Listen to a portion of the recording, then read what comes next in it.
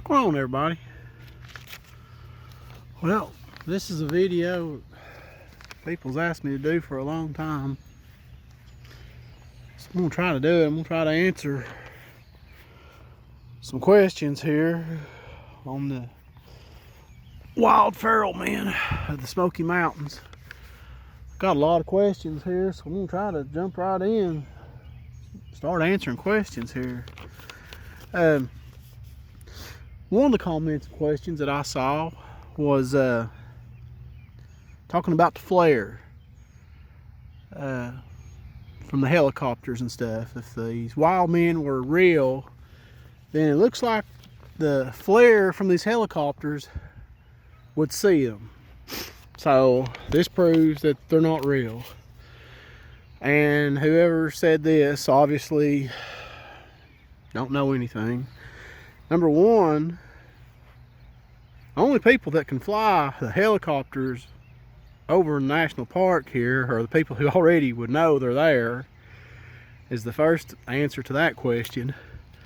The second part is there is such an extensive underground network of caves that run under these mountains that these people aren't used to seeing helicopters, because helicopters aren't allowed to fly over the national park. They are to be kept 11 miles from the park boundary.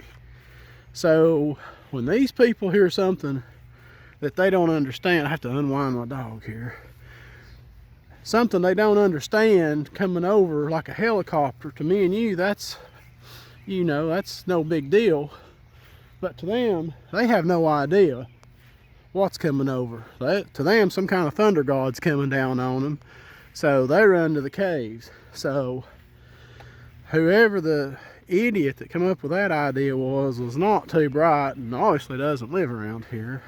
But no, flare is not going to pick up no wild men from the helicopter. And like I said, the only people that's going to fly a helicopter over there anyways, people that already know they're there, so why would they be looking for them in the first place? Same thing with if there's like Bigfoot, anything like that's just going to show a heat signature. I mean, you know, no different than a bear, a bobcat, mountain lion. You know, you're just going to have a heat signature there in the first place. But the underground network of caves around those mountains is unreal. And if you want to just look into that a little bit more, all you got to do is Google Tuckaleechee Caverns or Forbidden Caverns. And those are just two caverns that the tourists are allowed to go in the Great Smoky Mountains that used to be, well, that people used to live in them. Wild people used to live in them. They have evidence of it. But you can go there and you can kind of see what kind of cave networks run under the Great Smoky Mountains. That's only a small sample. They also put the dogs would have tracked them and found them by now, which this leads into two real good questions. Somebody asked me a question the other day, why the dogs don't track when somebody's missing in the mountains. And then the other person said the dogs would have tracked them and found them by now. Well, a dog is a smart animal, even though this one here sometimes ain't the smartest in the world. But especially dogs, hunting dogs, I've been around them all my life. They're smarter than most humans I know. And when they get a scent of something, they can tell right away if it's something that's dangerous or something deadly. And they are not going to lead themselves or their owner straight into dangerous path. You know, they're not going to lead their people right to something that's going to kill them. So when a dog sets down, it's not because he don't get the scent. He's getting the scent more than likely. He's getting the scent of something there, but he is not going to follow it. Same thing as most dogs won't follow a mountain lion scent. They know better. They're not going to do it.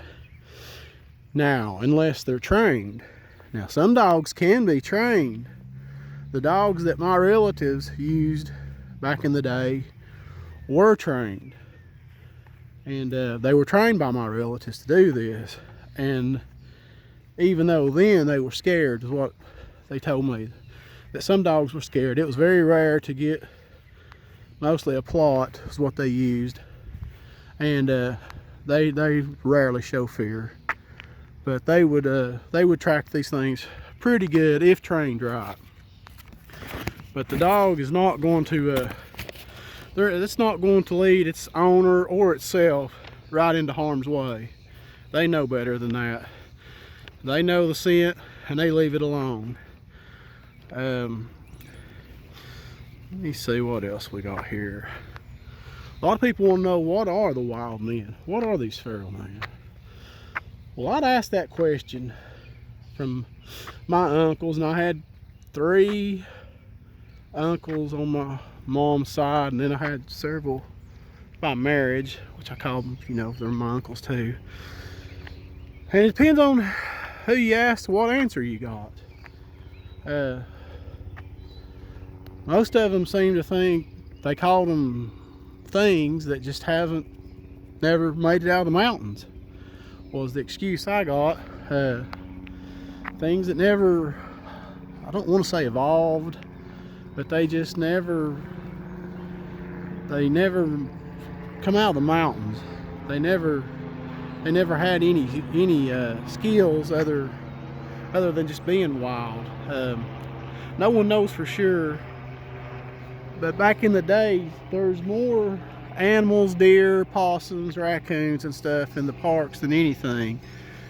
But even before the coyotes come here, if you drove 441 across the mountains, or the Interstate 40 across the mountain, you very rarely ever saw dead animals laying in the road, run over.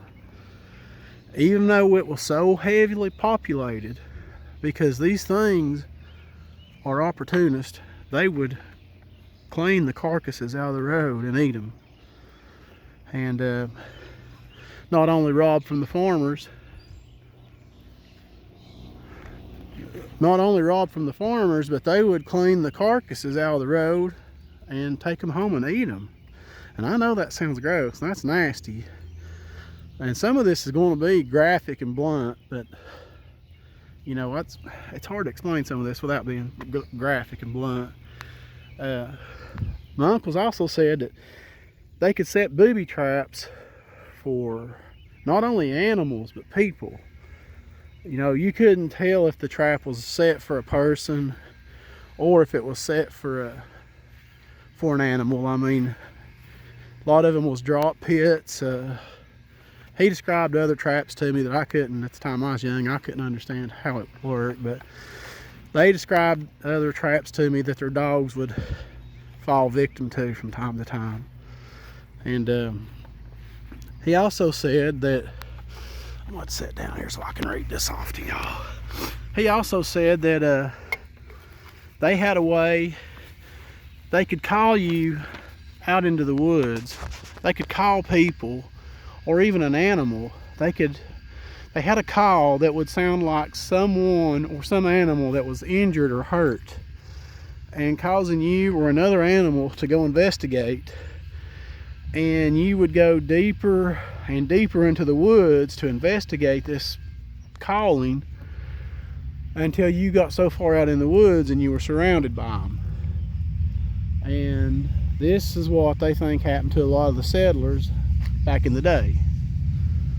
So that's kind of uncanny. That's kind of unnerving that something would do that. You know, that's just kind of weird. But a lot of people often mistake these things when they were seen for Bigfoots. But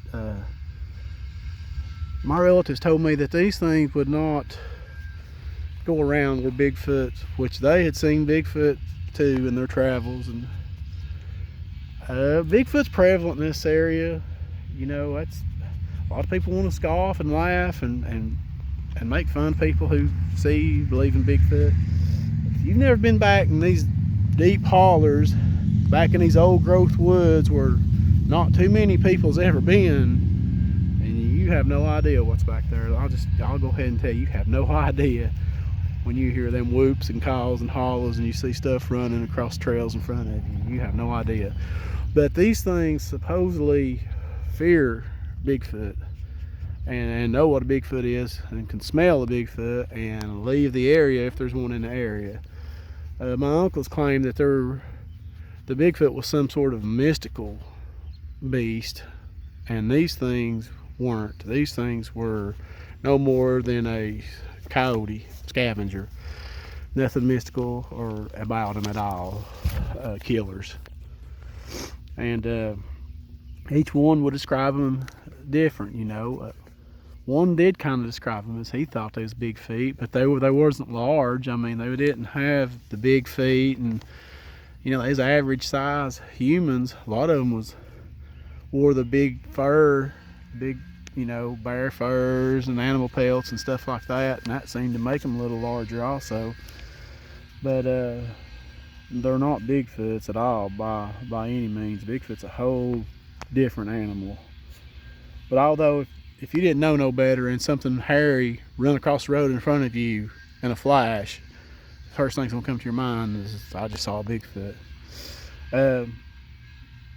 And he also, one of my uncles also said some of them, I don't know how this could be, but some of them seem to have some sort of tattoos on their skin, like drawings or tattoos. I have no idea how they would have got this markings on their skin. You know, it ain't no cartoon tattoos or anything like that, but it was sort of like symbols that were on their skin. Some of them would have that didn't really make any sense to anybody else. You know, couldn't really tell what they were, what they stood for. If you know, if it was notches, like, you know, some people will put a notch on their gun for every bear they kill. Well, if these things notch themselves for every bear they killed or whatever, put a mark or something. But some of them seem to have marks or symbols, and they said it resembled tattoos on their skin. Not all of them, but some of them did. That's kind of weird. I remember asking him, what does these men that pay you, you know, to go get these things, what do they say they are? And my uncle said, they said, you tell us, you live with them, what are they?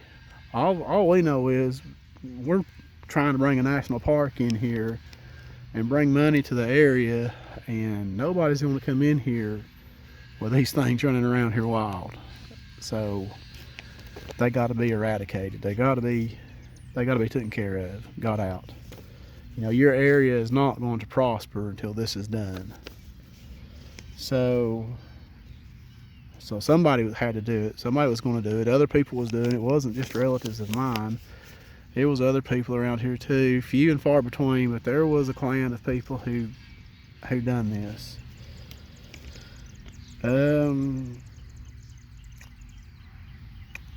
When they brought these things out, they would shoot them one at a time. They had a homemade body harness that they would tie to these things, and it's usually two people would go. One would shoot, and then it would be one or two would drag them through the woods, and that was the hard part. If you've ever killed a deer or anything and dragging it back through the woods, well, that was the hard part. And if you was by yourself, then it would take all night to drag something out of the woods. And the story I was going to tell you, I told you I had a story what my uncle told me one time that scared him.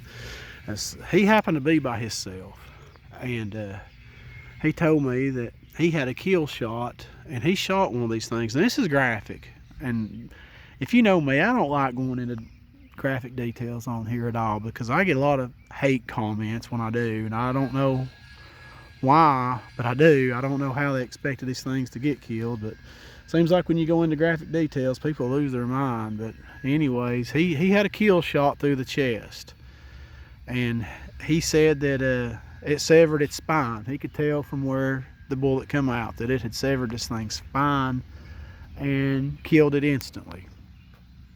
So he drug it, he said, about what seemed to be 1.5 miles. Took him 4 hours longer. and just drug this thing forever. Got it to his truck and put it in his truck. Took his hand, closed its eyes, and sat down on the tailgate of the truck and took his muddy boots off. He's going to put his regular boots back on, unloaded his gun, and when he turned around, he said this thing's eyes were open and was looking at him.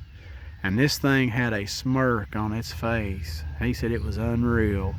He said, I know it was dead. He said it was already getting cold, like the rigor mortis was setting up. He said how this thing opened its eyes back up, unless it was just some kind of nerve, reaction or whatever. But he said the look on this thing's face and the smirk, and he said he loaded his gun again and he shot it right between the eyes, and the bullet went right through his back glass and right through the windshield. But he said he wasn't going to take no chances. And once you shoot one, your hunt's over for the night, because the rest of them, they're gone. They're down in the caves. You'll not see no more. They don't take no chance. They don't try to gang up on you. Gunshot scares them to death. That's what I was told. They scatter. So he said that really shook him up when he saw that thing staring at him. But they would put him in the truck, and then they had a tarp. They would tarp the truck, and they had a place they would meet these guys of the morning, and they would be set up in a local parking lot somewhere, off the grid. And you would come in, and then you'd roll it up in that tarp, tie the tarp up, and get your money. And this went on for years, right up until I guess the early 60s maybe. I'm not sure. I get a different timeline from each one of them. But it's kind of crazy. The other thing that I want to tell y'all is to stay on the trails. If you do come to the mountains and you do come here, nobody knows if all these things are gone. I'm sure most of them have been wiped out back in '69 when the Green Berets come here. But there's no way they could have got them all. There's no absolute way. And I have buddies and friends who say that they do see them from time to time and that they've been spotted. And there's a difference when you ask them, well, how big was this thing that you saw? It's hairy, had hair, had a man-like feature. If they tell you it had an animal pelt, was carrying a stick, was 6 foot, right in that area, chances are it was one of these. Some people call them Tennessee Wildmen, and that's been a name that's been used a lot. But it's one of these feral men, and a lot of them like to live right off the trail. A lot of them like to get as close to the trail as they can and watch people go by. I remember one of my uncles telling me that they had homemade weapons that they would get, like river rocks, and they would break them, bust them in two, and use them for cutting tools. And he said every great once in a while you would find one that actually had a knife on him. And how they got the knife, did they kill somebody? Did they take it off a person?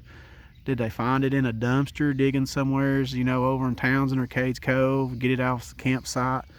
You don't know. That's an odd feeling when he said when you shoot one and you find human belongings on it, that was just an eerie feeling. But I couldn't imagine. I don't know if I could go out and shoot one of these things today or not. I'm sure if it'd save somebody's life, if it'd save a young boy like Dennis Martin's life, yeah, I probably could go out here and do it. If it'd save somebody's life like Traney Gibson, I'm sure I'd have no problem doing it. Again, right there's a girl who walked the trails, and the place where she disappeared up there off the trail in Klingman's Dome, that is such a thick place. Man, you couldn't spit between the vines. It's how thick it is. And she stepped off the trail for just a minute. Some people think maybe to use the restroom, but she was gone. She was snatched and gone. And they tried to say that, well, she met her boyfriend and she ran off with him. That's what some of the park rangers in the national park come up with. she would have met him at a better place than a thorn thicket right there at the side of the trail where you can't even walk. No, that's not what happened to her at all. And if that's what happened to her, they wouldn't have went back 5 years later and searched the park again.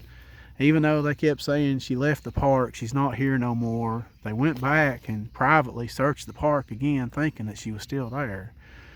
So what they said and what they did was two different things. But again, possibly, you know, this was 78, I think, maybe right in that area, 77, somewhere in there. I know I was just a kid. But again, you know, possibly what happened to her.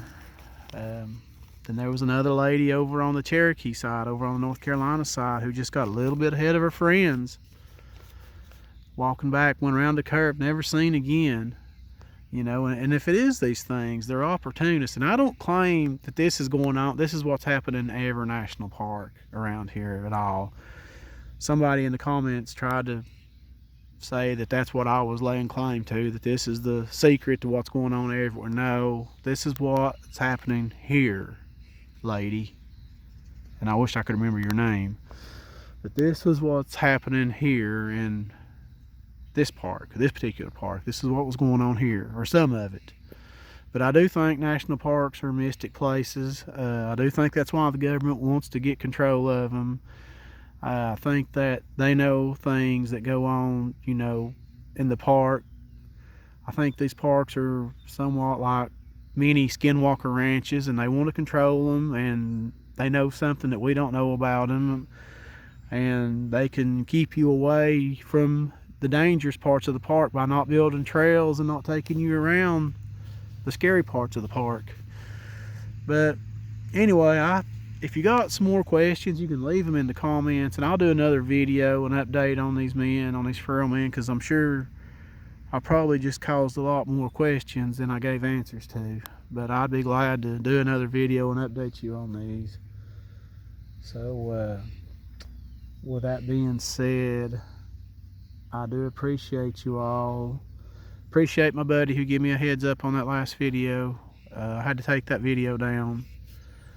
I went into town and got me a post office box that was my wife's cousin. She got a divorce from her husband, so I told her, well, I'll just take over the post office box, you know, I'll make that one mine and take it over. And they're the same age as I am. I went to school with them and stuff. Matter of fact, that was their house I shot the video at the last time. I was in the backyard while they was cleaning up.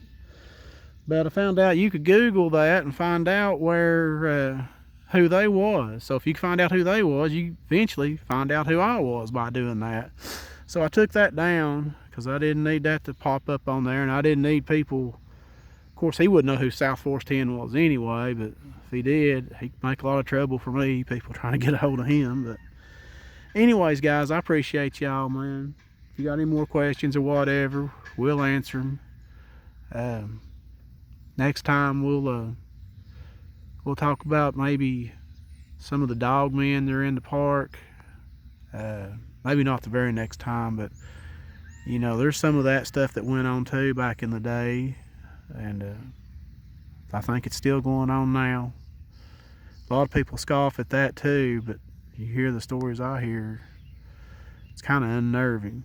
But anyway, guys, I will get off from here. Oh, and by the way, the picture that I've got on the community there, and it shows it's in the graveyard at Cades Cove, and it's just a few miles from where Dennis Martin went missing. And if you look at this picture, it's the one that's got the white face in it floating through the air. There's also something transparent standing right there in front of me. It looks like it's got horns on its head in the picture. I think if you go to the community part of my channel, scroll down and you can see that picture. And if you stare, you can see something standing right in front of me that's transparent. And I've often wondered, and people's talked to me about that, is this the transparent thing that a lot of people are seeing in the park? And it just happened to be standing in front of me, because we wasn't just a stone's throw from Spence Field. But anyway, guys, I'm getting off here before I think of something else to say, and I'll catch y'all later. Thanks, guys.